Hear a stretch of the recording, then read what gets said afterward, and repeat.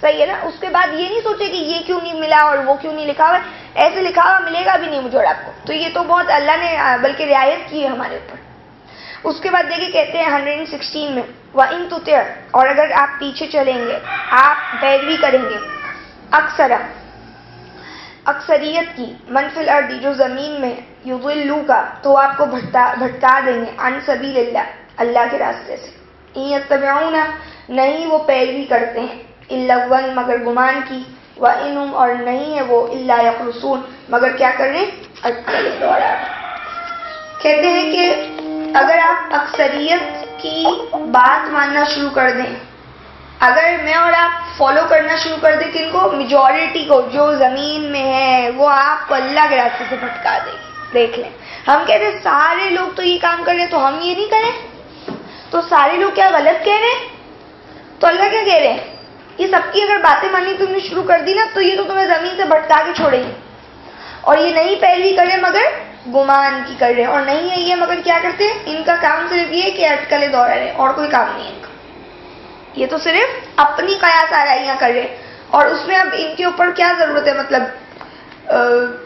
اس کے اوپر ان کو کیا ضرورت ہے مجھے اور آپ کو دکھ کرنے کی یا یہ سوچنے کی کہ ہم غلط ہیں ہم صحیح ہے. اللہ تو سیدھا بتا رہے ہیں کہ آپ میجورٹی کو فالو کرو گے تو وہ آپ کو اللہ کے راستے سے بھٹکاتی.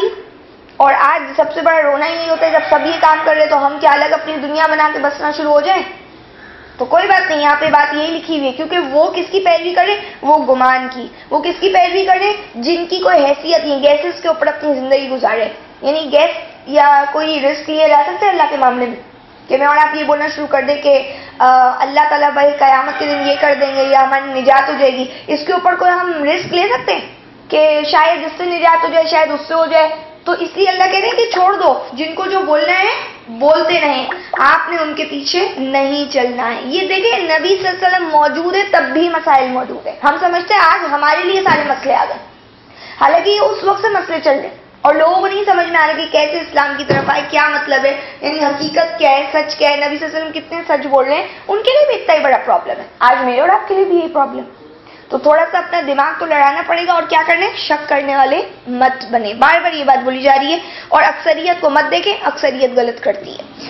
آیت نمبر 117، ان ربک هو عالم، بے شک تمہارے رب وہ جانتے ہیں، من یضل، جو بھٹکا ہوا ہے، عن سبیلی، اس کی راہ سے، وہو عالم بالمہتدین، اور وہی خوب جانتے ہیں ہدایت یافتہ لوگوں کو. اب کیا فرماتے، آپ کا رب جو ہے نا وہ جانتا ہے کہ جو بھٹک جاتا ہے اللہ کے راستے سے، اور وہ اللہ جانتے ہیں بہت زیادہ کہ ہدایت والا بھی کون ہے. تو اس لیے میں اور آپ کسی کے اوپر فتوے نہیں لگا سکتے. نہ ہم یہ بول سکتے ہدایت پڑھے، نہ یہ کہہ سکتے گمراہی پڑھے. ہاں ہم یہ کہہ سکتے قرآن سے ہدایت ملتی اور قرآن کو چھوڑنے پہ گمراہی ہوتی ہے، لیکن ہم یہ نہیں بول سکتے کسی کو یہ بندہ ہدایت والا ہے اور یہ بندہ گمراہ ہے. آپ کا رب وہ خوب جانتا ہے. لیکن ہمارے یہاں تو کیا ہوتا ہے، فوراً سے آ جاتے فتوے، یہ کافر ہے، یہ ملحد ہے، اس کو یہودیوں کا ایجنٹ ہے. تو اللہ تعالیٰ تو مجھے اور آپ کو اس کی اجازت ہی نہیں دے رہی. اور پھر کہتے ہیں آیت نمبر 118 دیکھیں، فَكُلُوا، تو کھاؤ، مما، اس سے جو ذکر کیا جاتا ہے، اسم اللہ، اللہ کا نام، علیہ، اس پر، ان کنتم، اگر ہو تم، بآیاتی، اس کی آیتوں پر، مؤمنین، ایمان لانے والے. اب کیا فرماتے کہ کھاؤ اس میں سے جس پر اللہ کا نام لیا جاتا ہے، اگر تم کیا ہو، اس اللہ کی آیتوں کو ماننے والے ہو. پھر اب کہتے ہیں کہ جب یہ ساری باتیں پیچھے سے چل رہی تھی تو اب یہاں پہ کھانے کی بات آ گئی. آپ دیکھ رہے ہیں کھانے کی بات کیوں آ گئی. ایک تو یہ پوائنٹ ہے کہ چکنی چپڑی باتیں کر کے لوگوں کو دھوکے میں ڈالا جاتا ہے. جیسا کہ اگر آپ کھانے کے حوالے سے ہی لے لیں کہ جب کوئی غیر اللہ کے نام کا کھانا دیتا ہے تو کیا بولتے ہیں، رزق ہے، اس کو تھوڑی ٹھکرانا چاہیے. پھر کیا کہتے ہیں، میں نے تو اللہ کا نام پڑھ کے کھا لیے. تو آپ کے اللہ کا نام پڑھ کے شراب اور خنزیر بھی کھانا شروع کر دیں گے اب تو وہ تو نہیں کھائیں گے. تو یہاں پہ آپ نے کیسے میں اور آپ نے گنجائش نکال لی. تو یہ باتیں کر کر کے ہم کیا کرتے ہیں، ہم اپنے ایمان کو کھو بیٹھتے ہیں. اور یہاں پہ یہ بولا گیا کہ یہ آپ کو چکنی چپڑی باتیں اور دھوکے کے اندر لے لائیں گے. اور اللہ کیا کہتے ہیں، اللہ جانتے ہیں پھر کہ تم کیا کر رہے ہو. تو یہ تو شیطان جو ہے وہ ہمارے اگینسٹ چل ہی رہا ہے نا، مطلب پوری اپنی طاقت لگائے گا. تو ایسے لوگ اسے چھوڑ دیے، اپنے فالوورز اور اپنے سپورٹرز، تو کہتے ہیں یہاں پہ کہ کھاؤ اس پر جس پر اللہ کا نام لیا جاتا ہے، اگر تم اس اللہ کی آیتوں کو مانتے ہو۔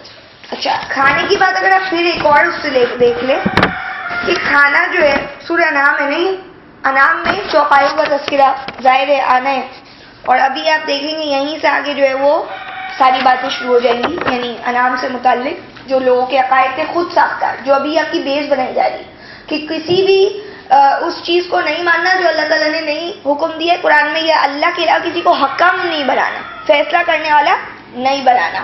لہذا جو قرآن میں آ گئی بات، اس کے بعد اگر کوئی اپنی طرف سے قیاس اور گمان کے ساتھ کہتا ہے کہ یہ فلاں چیز اس لیے نہیں کھائی جا سکتی ہے، یہ حرام ہے یا وہ حلال ہے، یا فلاں دن یہ کام کرنا چاہیے، تو اس کی کوئی حیثیت نہیں ہے، بتایا یہ جا رہا ہے، آپ کی اور میری بنیاد اس کی بنائی جا رہی ہے۔ پھر ایک اور بات اگر ہم پیچھے سے اگر تھوڑا غور کریں، ہم یہ پڑھ رہے تھے کہ ایک اللہ ہی نے ساری چیزیں پیدا کی، اللہ ہی خالق ہے ہر چیز کے، اللہ کے ساتھ کسی کی کوئی پارٹنرشپنگ ہے نہیں۔ تو تم جب ایک اللہ کو اگر جو ماننے والے ہو، اگر تم توحید کے اوپر چلنے والے ہو، تو پھر تم ایک اللہ ہی کے نام کا کھانا کھاؤ گے، یہ شرک اور یہ حرام کام نہیں کرو گے۔ اگر اکثریت کے پیچھے چلو گے تو وہ تو تمہیں بھٹکائے گی، دیکھ رہے ہیں؟ تو یہ یعنی اس کا تعلق توحید سے جڑتا ہے کہ ایک اللہ کے نام کے علاوہ کسی اور کا کھانا نہیں کھایا جا سکتا۔ بات ختم ہے، آگے تعویلیں پیش مت کرے گے، اس پہ میں نے بسم اللہ پڑھ لی اور اس پہ یہ کر دیا اور اس پہ وہ کر دیا۔ اس کے بعد فرماتے ہیں آیت نمبر 119 میں وَمَا لَكُمْ أَلَّا تَأْكُلُوا، اور کیا ہے تم کو کہ تم نہیں کھاتے، مما اس پہ جو ذکر اسم اللہ، اللہ کا جس پر نام لیا جاتا ہے، وَقَدْ فَصَّلَ لَكُمْ، اور یقیناً تفصیل سے بیان کر دیا ہے اس اللہ نے تمہارے لیے، ما حرم علیکم، جو حرام کیا ہے تم پر، مگر ما مضطررتم، کہ جو مجبور ہو جاؤ تم الیہ اس کی طرف، وَإِنَّ كَثِيرًا، اور بے شک اکثریت، لَيُضِلُّونَ، البتہ وہ گمراہ کرتے ہیں لوگوں کو، بِأَهْوَائِهِمْ، اپنی خواہشات کی بنا پر، بغیر علم، لا علمی میں، ان ربک، بے شک تمہارے رب، ہوا عالم، وہ خوب جانتے ہیں، بالمعتدین، حد سے بڑھنے والوں کو۔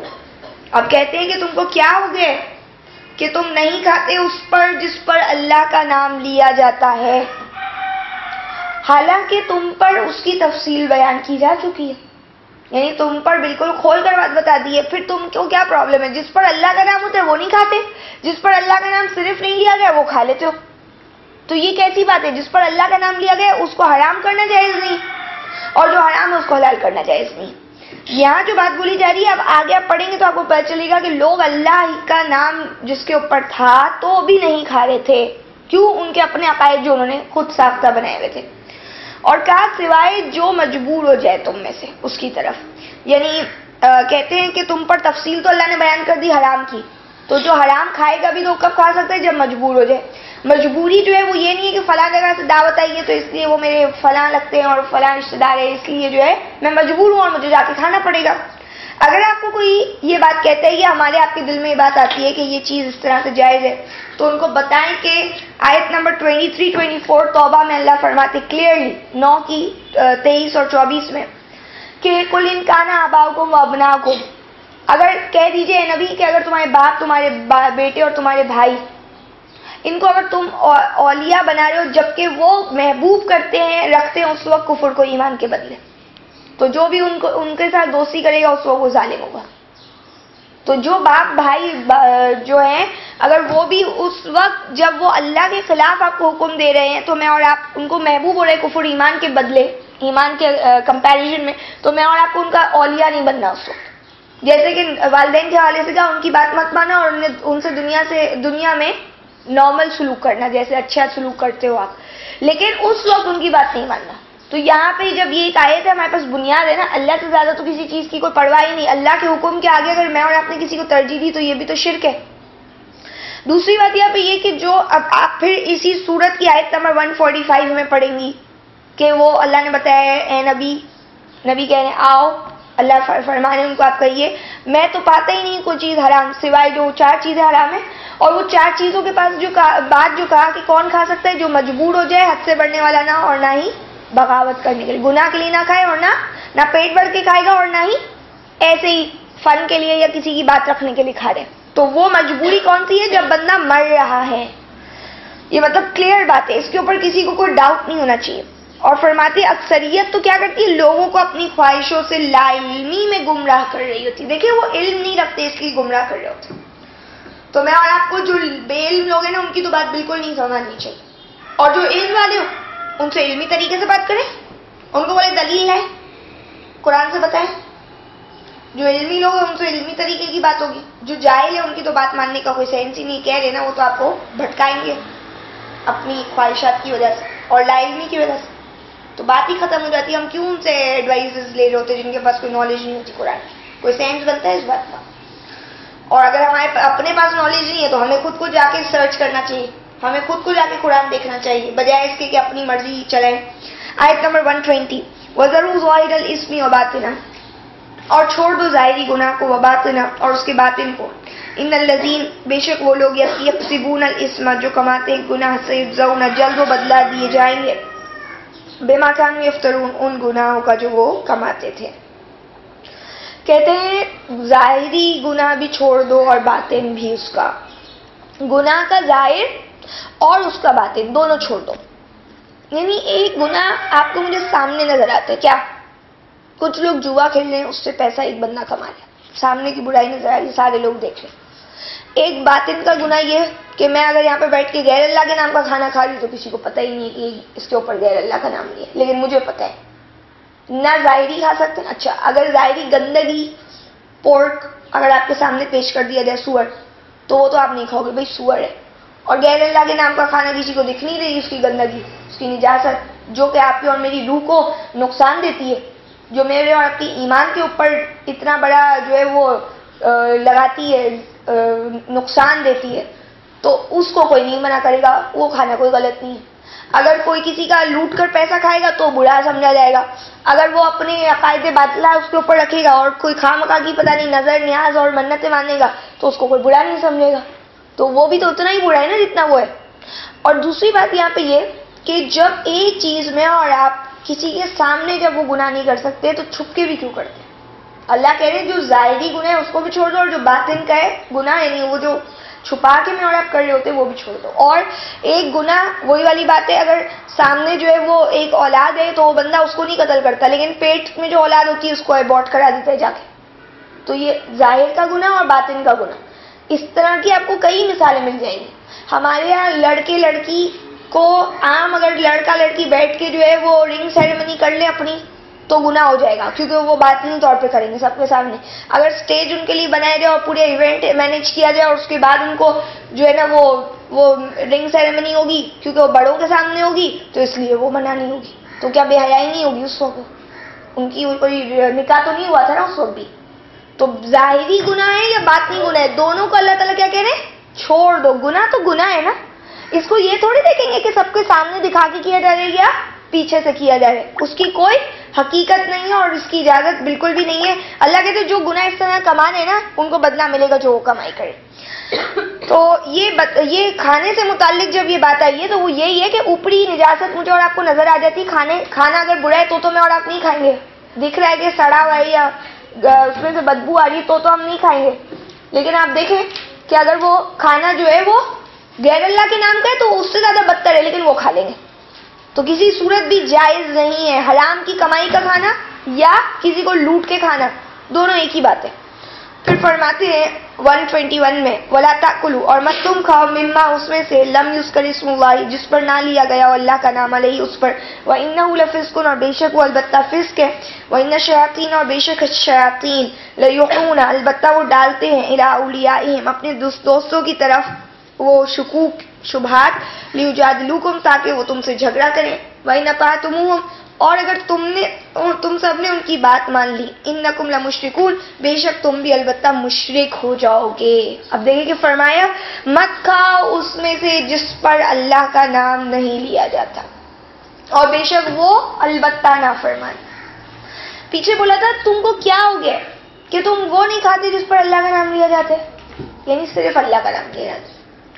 آپ نے یہ پڑھ لی بات سورہ مائدہ میں بھی وما اہل